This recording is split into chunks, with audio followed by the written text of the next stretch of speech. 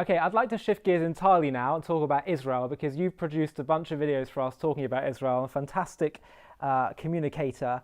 What do you think are some of the biggest misconceptions the average non Jew, in the Western world in particular, has about Israel, and how do we best address them? I think most of those misconceptions are in the form of those big buzzwords. So, apartheid, genocide, occupation, ethnic cleansing, colonization.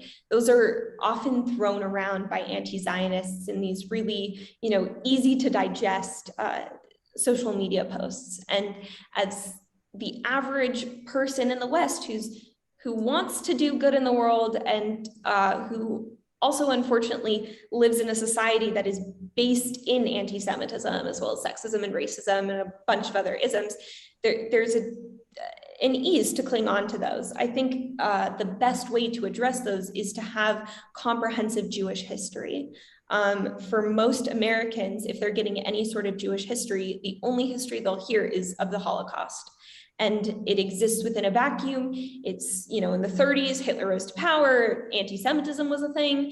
And then in 1945, the war ended, Hitler died, and the Jews were liberated, and everything's okay. And that's absolutely not the case. The reason that the Shoah was able to happen, the reason the Holocaust was able to happen was because of the 2000 to 3000, really, if you're going all the way back, preceding years of anti-Semitism that led up to it. It was the natural result of all of that anti-Semitism, of medieval blood libel, of the Elders of Zion theory, that we control the world and that we're,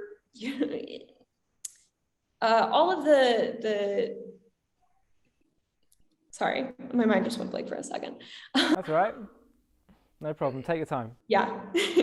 So it was the natural result of these 3,000 years of anti-Semitism, of all of these conspiracy theories about the Jewish people, all of the repeating accusations against the Jewish people. I mean, you go back to Megillus Esther, you see Haman's accusations against the Jews is that, oh, they have these weird holidays and they don't actually follow the laws of Persia and they think that they're better than everyone and they're really scattered. And it's like, okay, that's literal dual loyalty he's talking about, which is so common today. It's 2,500 years ago, give or take. There's this guy who's saying the same exact thing about us.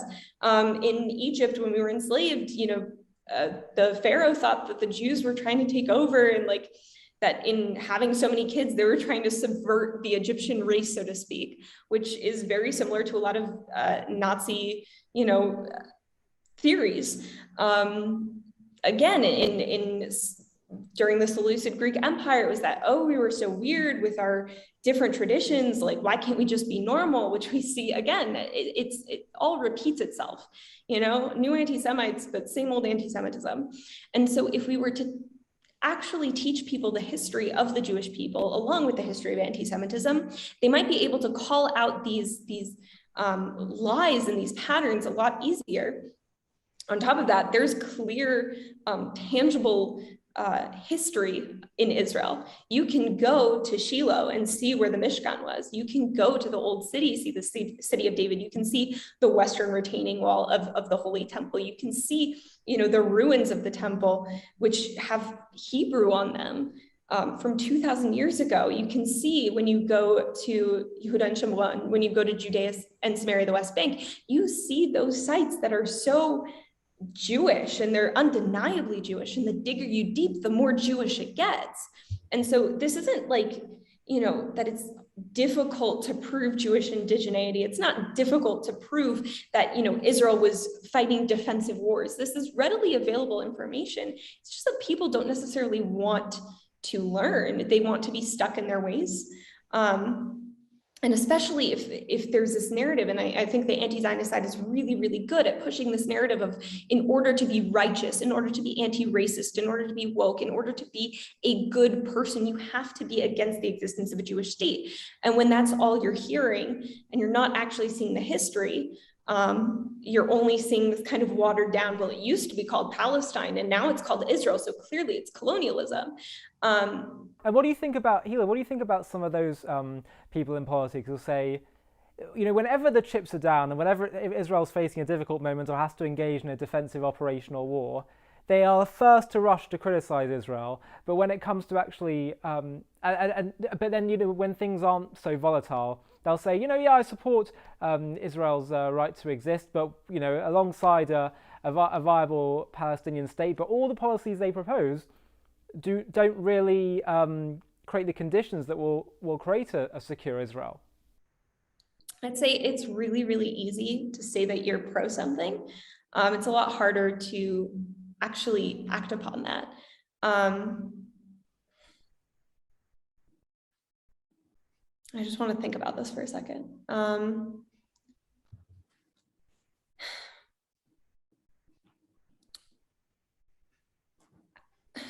think war is a very, very complicated thing, and it's, especially when it's so unfashionable to defend Israel's right to protect itself.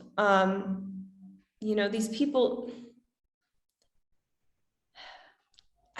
I don't know what to say other than like, sorry, I need a second. That's right.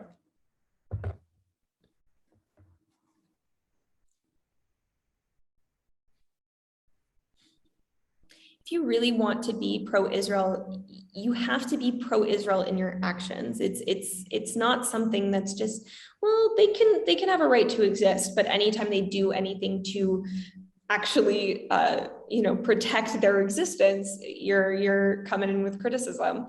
I think it's important to call these people out on their hypocrisy and to explain, why these measures need to be taken. I see, I've seen many people on the internet say that, I'm a Zionist, but I'm against the existence of the IDF. And I'm like, hello? So you think that we should exist until, inevitably the Arabs all surround us and kill us because we don't have an army. And that's not to say that the IDF is perfect, because no army is perfect, because the existence of an army implies that there's some sort of imperfection in the society, that a war has to happen. That's not a perfect situation. But to say that just because, it's not a perfect army, when it really is, one of the most, if not the most moral army in the world, where it's giving leaflets and telling people, hey, we're going to bomb this place because it has weapons, you need to get out, which not a lot of other countries are doing. To say that just because people get caught in the crossfire, especially when, their side is using their people as human shields, that they shouldn't exist. I mean, you might as well just call yourself an anti-Zionist. You might as well just say you don't think Israel has a right to exist in reality, because maybe theoretically you're like okay with its existence, but practically you're not supporting it. What do you think is the number one message we need to get out there about Israel?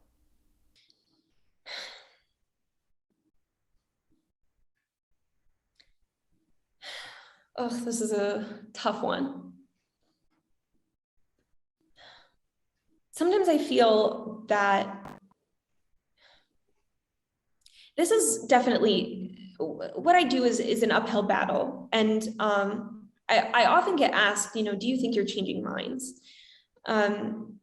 And I think sometimes I do. I think for people who are kind of in the middle, who don't really know what's going on, when they see facts, they can absorb them. But usually if I'm responding to a person, 95% of the time, they're never going to change their mind on what they believe. And I don't think that it's productive to go into it thinking I'm going to change this person's mind, because you're just going to drive yourself crazy.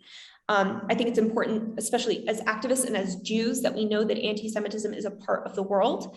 We should do, our effort to change it, but we shouldn't drive ourselves crazy that it has not been finished. I think it's in Pirkei Avos, it says, you don't have to finish the work, but you're also not absolved from working on it.